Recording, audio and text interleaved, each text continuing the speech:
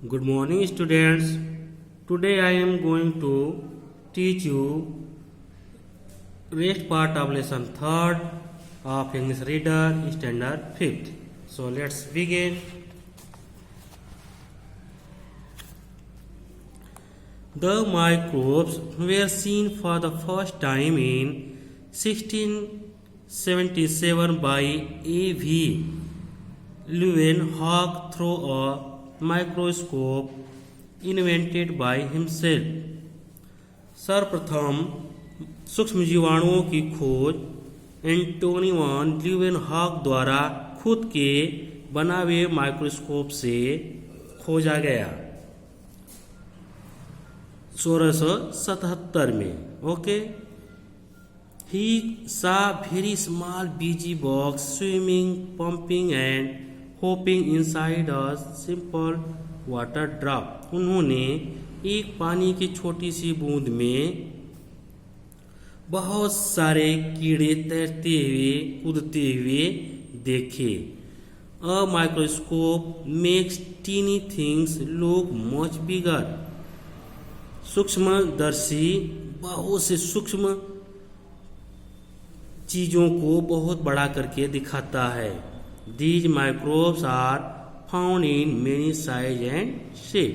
ये सूक्ष्म जीवाणु कई आकार और प्रकार के दिखाई देते हैं या होते हैं।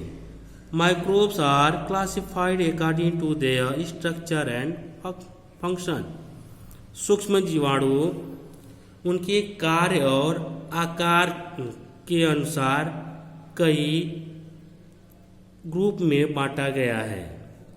Major groups of microbes are protozoa. मुख्य ग्रुप है protozoa, fungi, bacteria and virus. Protozoa are single card animal. Protozoa एक कोशिकीय जीवाणु है। Fungi are very small non green plant. Fungi बहुत ही छोटा और जो हरा नहीं होता है वो प्लांट कहलाता है। Bacteria are single card plants which may be round rod like or spiral in shape. Bacteria जो है एकल होते हैं। कह रहा है कि सिंगल कार्ड प्लांट विच में भी राउंड। बैक्टीरिया सिंगल होते हैं, गोल गोल होते हैं, रॉड यानी कि छड़ के आकार का होते हैं और spiral in shape means spiral होते हैं। स्पाइरल मीन्स कुंडली होता है, जैसे सर्प कुंडली मार के बैठता है वैसे ही गोल गोल ऐसे आकार का बैक्टीरिया होता है। Virus are much smaller. Virus उससे भी बहुत छोटा होता है। They cannot be seen through a microscope। वे सूक्ष्मदर्शी से भी नहीं देखे जा सकते। They can be photographed only with electron microscope। वे केवल इलेक्ट्रॉन माइक्रोस्कोप से ही देखे जा सकते हैं। Virus lie on the border line of living and non-living। Virus सजीव और निर्जीव के बीच की कड़ी होता है। They become active only on entering a living body. वह तभी सक्रिय होता है जब वह किसी सजीव में या सजीव के शरीर में प्रवेश करता है। माइक्रोब्स कैन बी यूज्ड और हार्मफुल फॉर ह्यूमन्स। सूक्ष्म जीवाणु आदमी के लिए, जानवर के लिए और प्लांट यानी पेड़ पौधों के लिए हानिकारक होता है। माइक्रोब्स कैन बी यूजफुल और harmful for humans, animals and plants. सूक्ष्म जीवाणु मानव के लिए, जानवर के लिए या पेड़ पौधों के लिए हानिकारक भी होता है और लाभदायक भी होता है। The harmful are disease causing microbes are called germs। और जब ये नुकसान पहुंचाते हैं। और जब वो रोग होता है, सूक्ष्म जीवाणुओं से जो रोग होता है, ठीक है, तो अब उनको जर्म्स कहा जाता है। Germs usually enter our body through the nose, mouth and broken or cut skin. Germs प्रायः हमारे शरीर में नाक के द्वारा, मुंह के द्वारा या फिर कटे हुए स्थानों के जरिए प्रवेश करते हैं। When germs enter human body, white blood cell fight and kill many of them. जब जर्म मनुष्य के शरीर में प्रवेश करते हैं तब व्हाइट ब्लड सेल, श्वेत रक्त कणिकाएं उनसे लड़ती हैं और उनमें से कई को मार देती हैं। However, if germs get a weak part, they feed and grow there.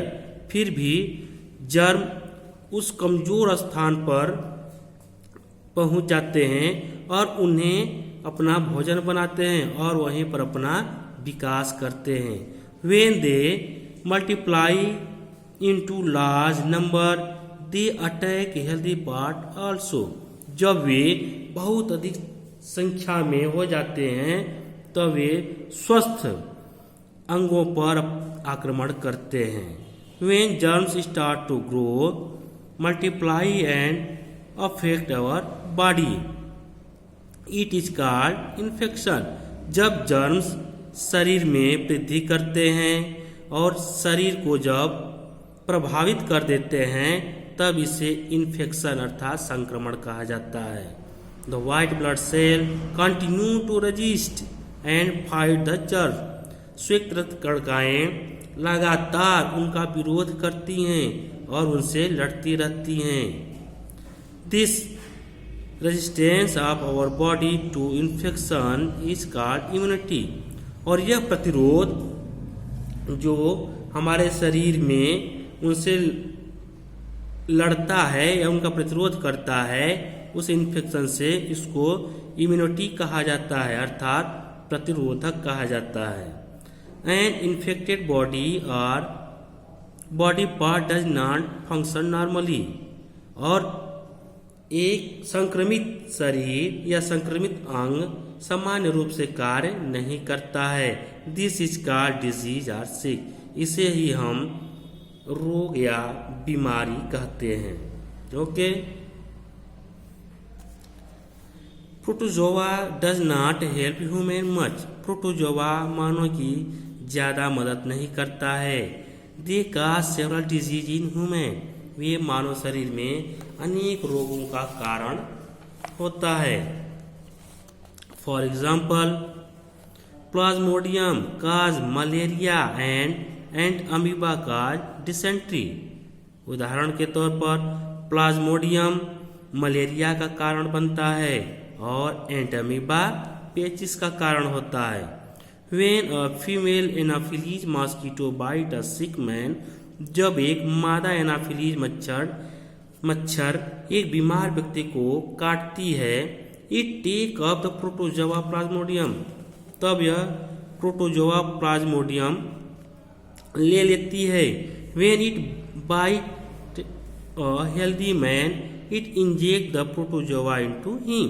और जब वह एक स्वस्थ व्यक्ति को काटती है तो प्रोटोजोआ उसके अंदर छोड़ देती है।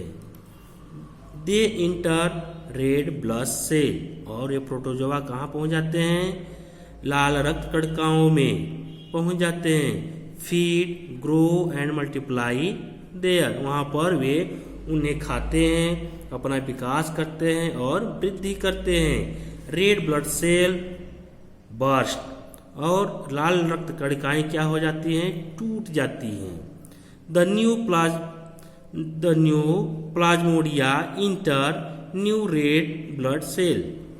नए जो प्लाज्मोडियम जो तैयार होते हैं वे नए रेड ब्लड सेल में प्रवेश करते हैं। The man feel sick and fever. तब आदमी को बुखार आता है और वह अपने आप को बीमार महसूस करने लगता है। Entamoeba reaches food through house flies and then into human body. And amoeba मक्खियों के द्वारा भोजन पर जाते हैं और उसके बाद आदमी के शरीर में जाते हैं, जो आदमी उस भोजन को ग्रहण करते हैं. Fungi consist of two main group of organism. Fungi को सूक्ष्म जीवाणुओं के दो भागों में या दो ग्रुपों में बांटा गया है, ईस्ट एंड मोल्ड. ईस्ट में होता है खमीर और फफूंदी, मोल्ड में होता है फफूंदी. खमीर और फफूंदी इन दो ग्रुपों में फंगी को बांटा गया है. Next page. Yeast is single card while mould are multicellular. Yeast खमीर सिंगल सेल होता है, जबकि मोल्ड यानी मोल्ड अभी हम बताए थे फफूंदी वो कई सेल का होता है, मल्टी सेलुलर होता है. East help in making the bread soft and fluffy. खमीर ब्रेड को मुलायम और फूला हुआ बनाती है, स्पंज टाइप का. A little of yeast together with some sugar and warm water is mixed well with fine flour. छोटा सा ईस्ट, थोड़ा सा ईस्ट गर्म पानी और चीनी के साथ मिला करके जब आटे मिलाया जाता है तब वह बहुत अच्छा बनता है. The dough begins to rise which is seen within a while. कुछ ही समय के बाद उसमें डफ यानी कि वो फूलने लगता है. The presence of sugar and the warmth stimulate rapid growth of the yeast cell. चीनी और